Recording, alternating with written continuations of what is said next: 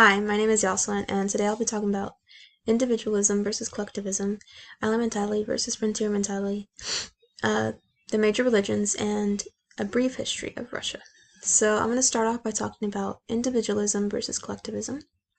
Individualism is defined as a degree of interdependence a society maintains among its members. So according to Hofstede, we scored at a 39.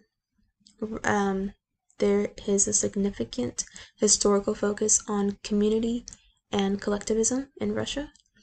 Russians like to speak in terms of we instead of I. So, for example, they would say we with friends instead of I and my friends, or my friends and I. So, next up, we're going to talk about island mentality versus frontier mentality. So, island mentality is when isolated communities perceive themselves as exceptional or superior to the rest of the world. Russia does not trust someone right away.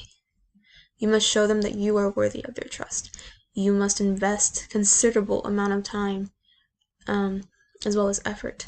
They have their own rules, and they don't really tend to agree with other countries' ways. So next up, we are going to talk about the major religions in Russia. So as you can see, according to this diagram, the biggest one we have is the Russian Orthodox. So in the 10th century, the Prince Vladimir I adopted Christianity as the official religion for Russia, and for nearly 1,000 years thereafter, the Russian Orthodox Church was the country's dominant religious institution. After the communists took power in 1917, religious institutions really suffered. So in the 1980s, under the reformist regime of Mikhail Gorbachev, a policy of glasnost, which is known as openness, was declared, and this allowed for greater toleration for the openness practice of religion. So, also, organized religion was repressed by Soviet authorities for most of the 20th century. So the non-religious still count for 1/4 of the population. As you can also tell by this graph, Muslims account for Russia's second largest religious group. So lastly, we're going to talk about the history of Russia. So I decided to start in the 1600s. In 1613, Mikhail Romanov was coronated at the age of 16. The Romanov dynasty then ruled Russia for 3 centuries. It wasn't until the Russian Revolution, which marked the end of the Romanov dynasty. The Bolsheviks, led by Vladimir Lenin, took power and eventually became the Communist Party, of the Soviet Union. He ruled until his death in 1917. So next we have Joseph Stalin, who became dictator in 1929, who took Russia from a peasant society to a military and industrial power. He ruled for almost 30 years until 1953. In 1939, World War II began. After an agreement with Stalin and Hitler, Russia invaded Poland, Romania, Estonia, Latvia, Lithuania, and Finland. In 1941, Germany broke from its agreement with Russia and invaded Russia. Because of this, the Russians decided to join the Allies. In 1947, the Cold War began in the West.